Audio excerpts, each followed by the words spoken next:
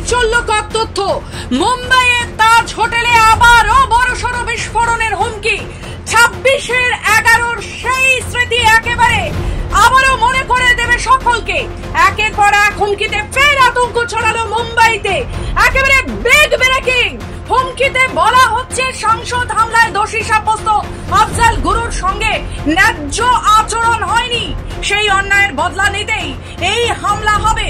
এই হামলার পর চরম সতর্কতায় রয়েছে মুম্বাই পুলিশ ও গোয়েন্দা সংস্থা। তাজ হোটেলের নিরাপত্তাও বাড়ানো হয়েছে। তাহলে কি আবারও 26/11 সেই বিভীষিকাময় রাত ফিরে আসবে? মুম্বাইয়ের বুকে ফের সন্ত্রাসের ছায়া। তাজ হোটেল এবং শিবাজি মহারাজ আন্তর্জাতিক বিমানবন্দর উড়িয়ে দেওয়ার হুমকি ইমেলের রীতিমতো চাঞ্চল্য ছড়িয়েছে। সূত্রে খবর, আবারও একটি ইমেল এসে পৌঁছেছে মুম্বাই পুলিশের কাছে, যেখানে সরাসরি দাবি করা হয় মুম্বাইয়ের তাজ হোটেল এবং বিমানবন্দরে বোমা বিস্ফোরণের ঘটনা হবে। শুধু তাই নয়, ইমেলে উল্লেখ করা হয়েছে সংসদ হামলায় দোষী সাব্যস্ত আফজাল গুরুর সঙ্গে ন্যায্য আচরণ হয়নি।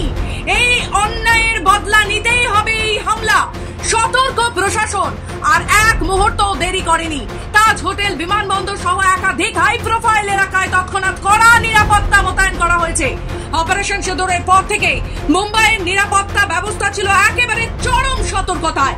পাকিস্তান ঘনিষ্ঠ জঙ্গি সংগঠনগুলোর ওপর ভারতীয় সেনার পাল্টা অভিযানের পর থেকেই বড় শহরগুলিকে সম্ভাব্য টার্গেট হিসেবে ধরে জারি ছিল সতর্কতা। সেই আবহেই এই হুমকি বার্তা ঘিরে চরম আতঙ্ক।